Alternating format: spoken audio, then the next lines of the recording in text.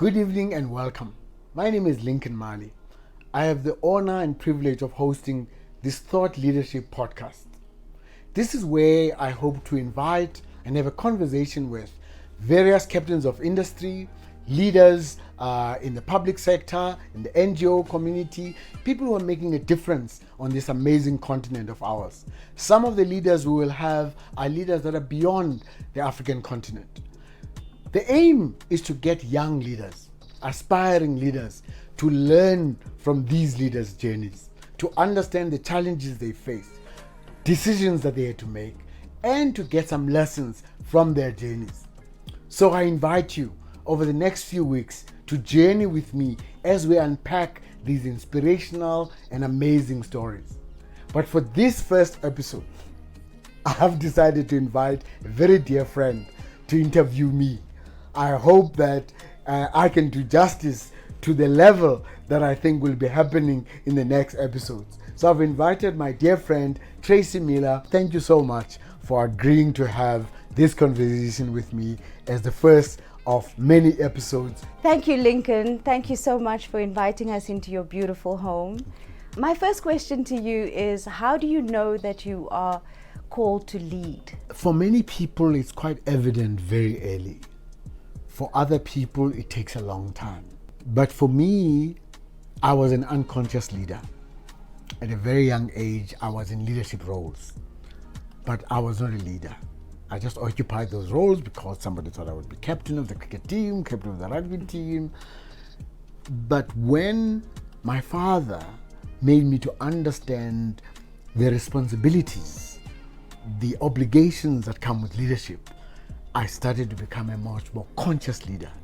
And then as I learned through the years from other leaders and from other, older people, more experienced people, I became better and better into understanding. Because there's always this debate, which I think sometimes is not helpful, as to whether leaders are born or leaders are made. Well, even if they're born, they have to be made, because they have to be better and better. So for me, I think it's a journey, and you can become better as you become conscious, you become aware, and you improve yourself, and you become a much more better leader. So whenever you get to know that you are now leading, improve yourself, get better. Because fundamentally there is a responsibility that comes with that privilege of leading. Absolutely, because leadership is not a title held. It's not an election won. It's not a promotion achieved. It's a profound influence felt. So that responsibility of providing a positive influence on others, or accomplishing a mission, or accomplishing a goal, is more about other things than you. But when you make it about you, you're on an ego trip. You're not leading. You're taking a lovely stroll by yourself, but you're not leading. Because leadership is grounded with a lot of responsibility, a lot of obligation to something much, much bigger than you. A leader has to make a lot of difficult decisions, often decisions that put one interest against the other, shareholders against the interests of the employees, or just sometimes being human. How do you navigate those waters? Integrity is everything. Those decisions and your approach has to come from fundamental values about what's right. And I'll give you an example, which is very difficult and painful. You may be faced with a decision to reduce costs in the business. And that reduction of costs may also include the reduction of people, which we normally call retrenchment. A decision to retrench is a very difficult decision. A leader or a CEO who will not make that decision because they either want to appear to love the people are creating a false hope, because the company may die and more people, or the entire company, everybody will lose their jobs. On the other hand, a leader who immediately, the first trigger they pull is retrenching people when they're spending on other things or not looking at other inefficiencies in the business. So these two extremes don't help. But when you go to the decision, and let's say you get to a decision where you have to retrench, I think that there's a lot that leaders can do to do retrenchment in the most humane manner.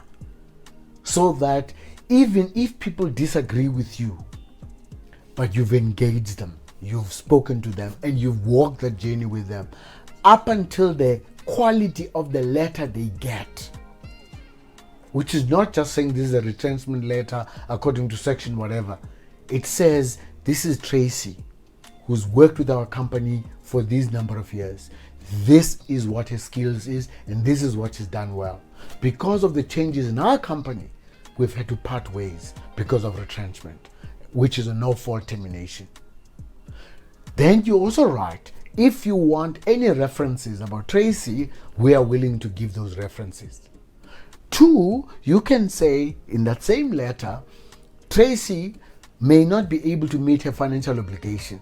And if you are a creditor, understand this is what has happened. And we can vouch for that and give you more information. And thirdly, if an organization has got a way of giving some people something for them to start a life afresh, that can be done. These things do not need legislation. They need humanity. They need integrity. And so it is possible to find that balance. It does not mean you will not be criticized. Some people will think you're moving too fast. Others will think you're moving too slow. What matters is what's the right thing for you. And if you can do that with your conviction, you will always come to the right decision. Tell me about governance and leadership. Governance is very important. Many companies are overmanaged, overgoverned, and underled. What we require is more leadership to inspire people towards a higher purpose, make them to believe in themselves, sometimes tackling huge challenges. But no leadership, no matter how great, can operate without oversight. Oversight is very important because some of the best brains and the most innovative people without oversight can get companies into trouble, can get consumers into trouble, can get the staff in trouble. And so boards are very important. Regulators are very important so that they provide the oversight. Because if you allow the capital market to just go freely on the basis of the highest profit you can make or how great you can make the share price to go, you can cause a lot of damage maybe to the environment, to consumers, and so on. So governance is very important. A CEO worth its salt will always respect a board, will always want a board that gives advice and guidance. And I'm blessed in my current job to have an amazing board of leaders with great track records who give me so much guidance. But if you have got an ego problem as a CEO, you'll see the board as a problem. I see the board as a sounding board. I see the board as those people who give the direction and allow me to have that framework for the path ahead. So governance is very important. And I think the scandals we've seen, both in the private sector and in the public sector, scarily now even in the NGOs, shows you that governance, regulations are always going to be important to put those guardrails to everybody. You know, what if you are at odds with your board? What if the board and you as a leader, the values do not align? Does it go back to that decision-making process you have to go through? Yes. Okay. I think that many people will have bosses. And I have a term I use, which is called Know Your Boss, KYB. It doesn't help for you to want to succeed without knowing your boss. Knowing your boss is important because it allows you to do your work whilst understanding what makes this person tick, what are they like, what's their style, all of that. If there's a style conflict, sometimes you can make adjustments because somebody's, the boss, right? And my father used to say, if I wake up and I think in a dream and I think my boss is not my boss, I must wake up. It's not a dream, it's a nightmare, right? But if there is a values conflict or a direction conflict with your boss or with an organization, you have two choices. Either you acquiesce and conform and sell your soul, or it may be you're not selling your soul. You are not able to leave your job because of other reasons. Then you've made that decision, and nobody should judge you. On the other hand, if your values are important for you, you will walk and you'll go somewhere else. And you take your skill and your experience and you go somewhere else. But before you make those decisions, are you introspective? Are you looking at your contribution to the breakdown of this relationship? Are you looking at your part in this thing not working? Or are you simply saying the problem was the boss, the problem was the board, but you're not looking at your own reflection? Are you listening to the guidance the board is giving you? I've been blessed to probably have 97% of the leaders who've led me have been exceptional.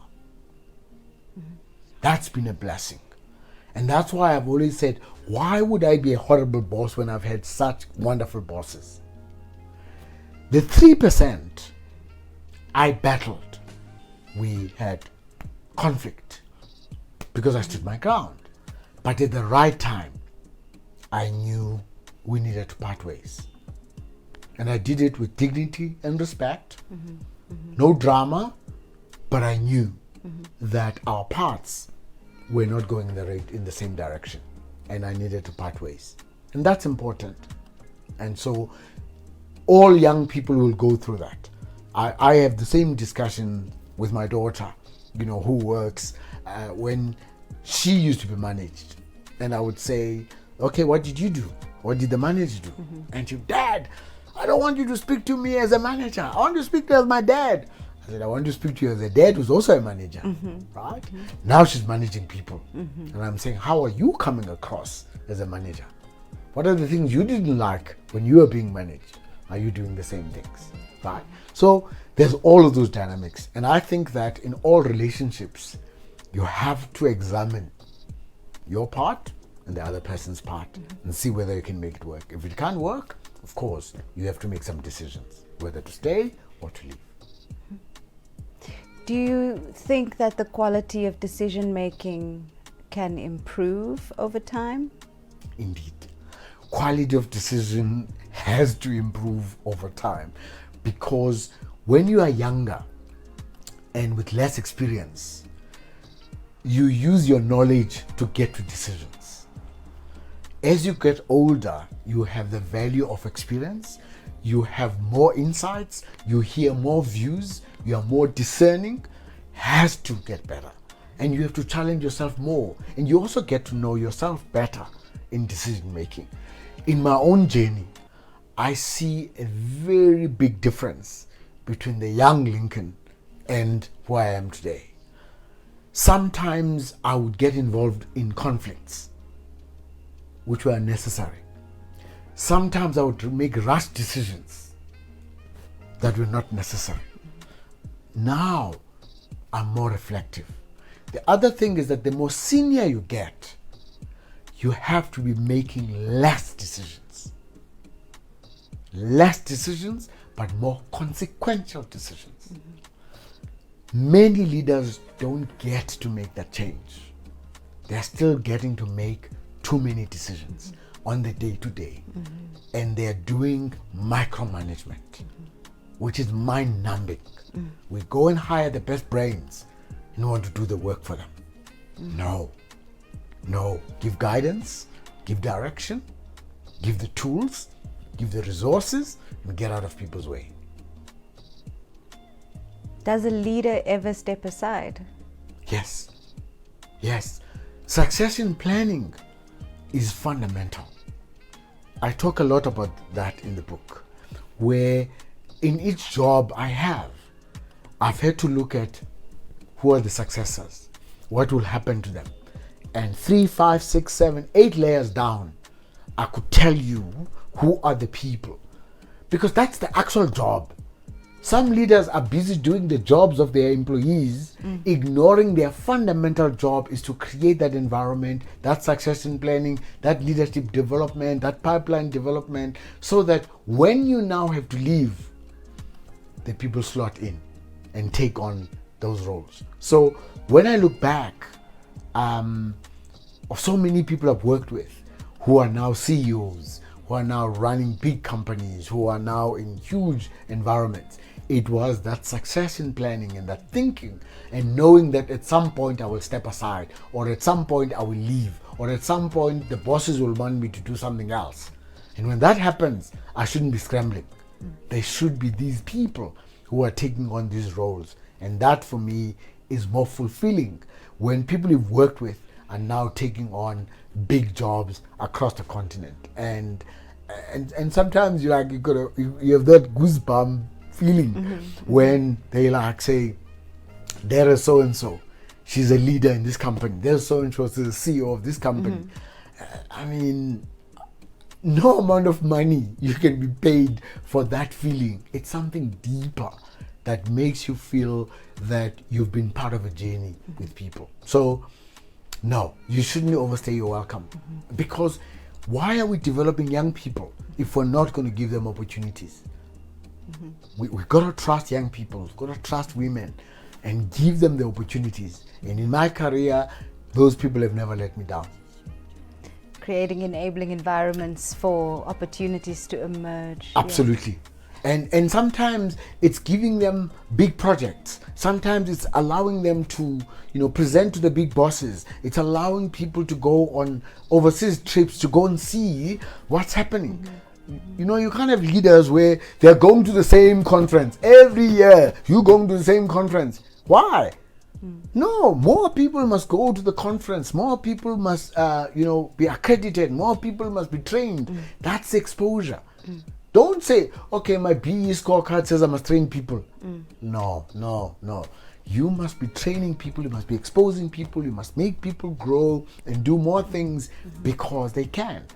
And that for me is when you're able to step aside. And also sometimes giving people opportunities to be exposed to bigger things. I have an example of a guy called Namdi. He's an amazing African. He's probably going to be one of the people that features in the program. Who's written 2 books, and his focus is on African innovators, and he's incredible. So I was invited to speak at some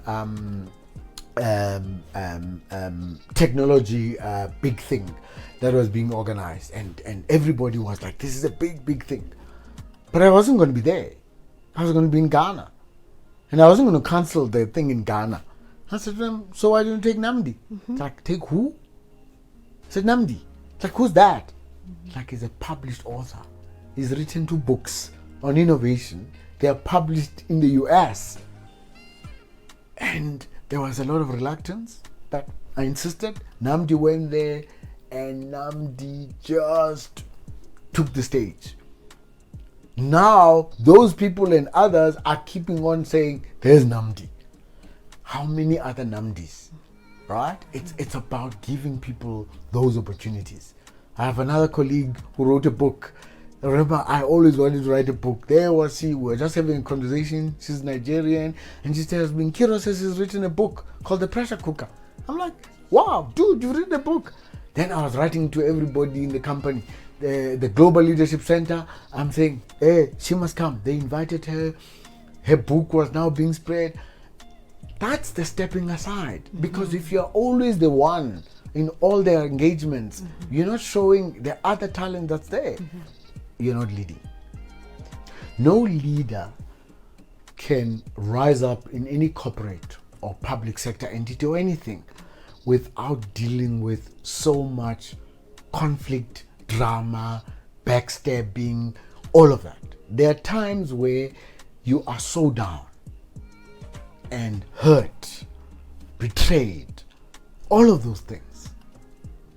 But when you are down in that moment, That fire in your belly has to say, hey, there's a bigger cause. There are people who have it worse than me. How am I going to rise up from this and go on and fight some more?